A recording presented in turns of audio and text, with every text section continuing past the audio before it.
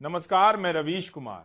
आज दोस्तों, जैसे ही सूरज उगा, बिहार की राजनीति में ऐसा तूफान उठा कि पूरे देश की सियासत का नक्शा हिल गया और लोग दंग रह गए कि आखिर यह हो क्या रहा है, कौन सी चाल चली जा रही है और किस दिशा में पूरा खेल मुड़ने वाला है। और यहीं से शुरू होती है आज की हमारी पब्लिक पॉलिटिक्स की सबसे सस्पेंस भरी कहानी। क्योंकि जो कुछ बिहार में हुआ वह कोई छोटा फैसला नहीं था।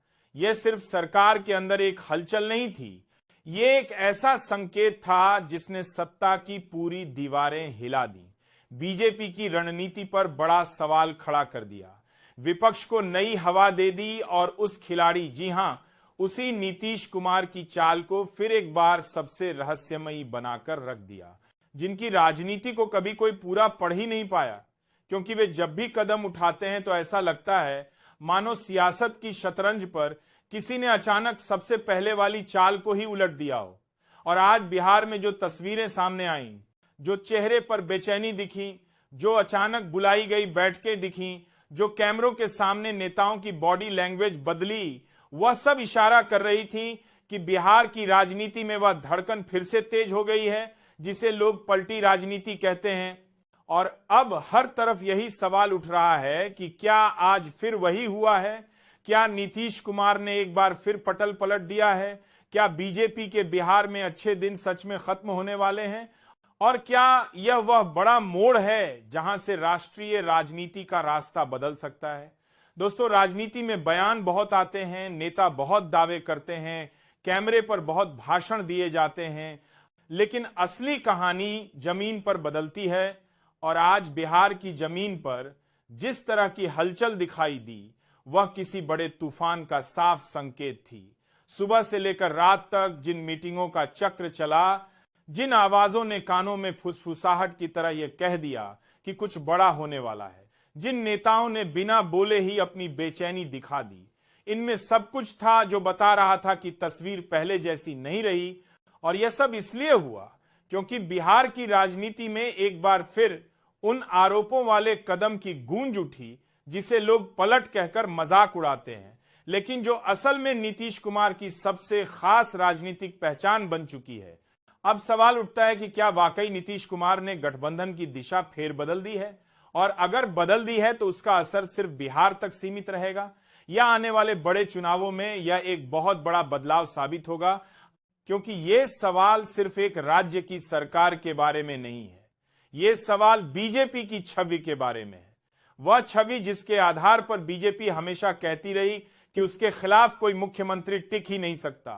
लेकिन बिहार में यह दावा आज फिर कमजोर हुआ है। सुबह से ही खबरें आने लगीं कि जेडीयू ने अचानक आपात बैठक बुलाई है, पत्रकारों को दूर रखा गया, एजेंडा गोपनीय बताया गया। और जैसे जैसे समय बीतता गया, विपक्ष की तरफ से संकेत मिलने शुरू हो गए कि आज का दिन बड़ा होने वाला है। कांग्रेस खेमे में उत्साह दिखाई देने लगा, राहुल गांधी की टीम बिहार की हर हलचल पर नजर रखने लगी और माहौल ऐसा था जैसे हवा में एक बड़ी खबर तैर रही है जो किसी भी पल फट सकती है।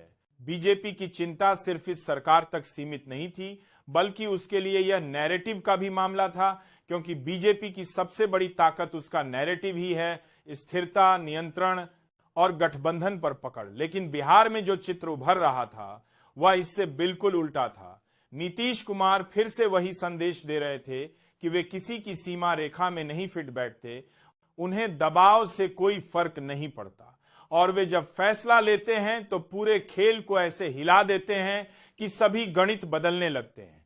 अगर नीतीश कुमार का यह कदम सच में आखिरी फैसला बन गया तो बीजेपी के लिए यह सिर्फ सरकार खो देने वाला मामला नहीं होगा, बल्कि यह उस विपक्षी एकता के लिए एक बड़ा इंजेक्शन होगा जो कई महीनों से धीरे धीरे ताकत जुटा रही थी।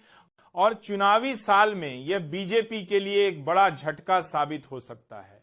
राजनीतिक जानकार भी यही कहते हैं कि बीजेपी की ताकत उसकी आक्रामक रणनीति है, लेकिन उसकी कमजोरी यह है कि वह अपने सहयोगियों को समय पर साध नहीं पाती।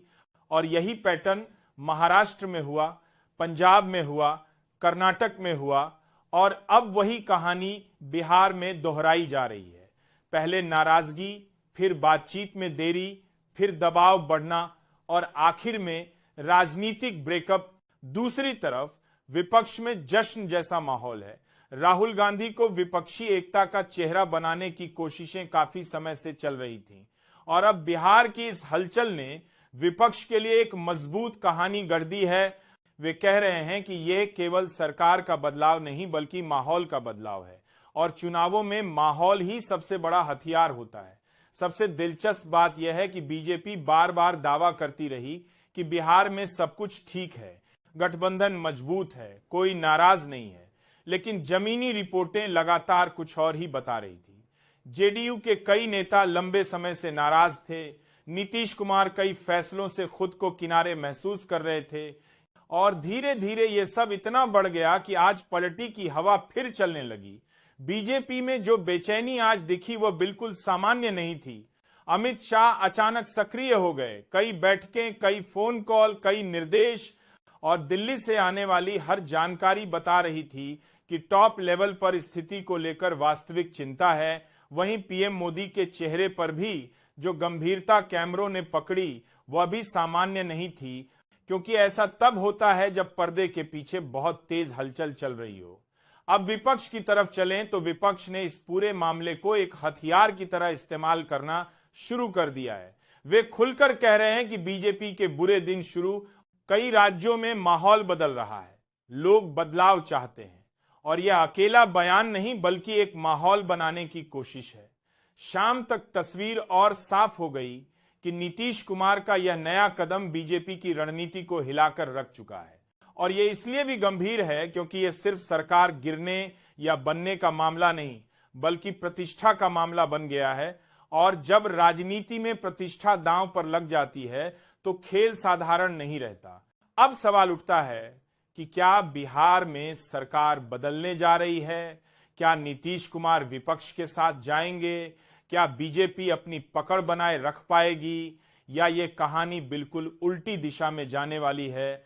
क्योंकि राजनीति का सबसे बड़ा हथियार अनिश्चितता होती है और आज वही अनिश्चितता चरम पर है। विपक्ष का दावा है कि उनके पास आंकड़े हैं, बीजेपी कहती है कि उनके पास रणनीति है और जनता कह रही है कि माहौल बदल चुका है। और राजनीति में सबसे बड़ा सच यही होता है कि जब माहौल बदलता है तो राजनीति अपनी दिशा खुद बदल लेती है। आज की तस्वीर से साफ हो गया कि बीजेपी का सपोर्ट पहले जैसा मजबूत नहीं रहा, गठबंधन में सब ठीक नहीं था और यह जनता भी महसूस कर रही थी। आने वाले घंटे और आने वाले दिन बहुत भारी हैं।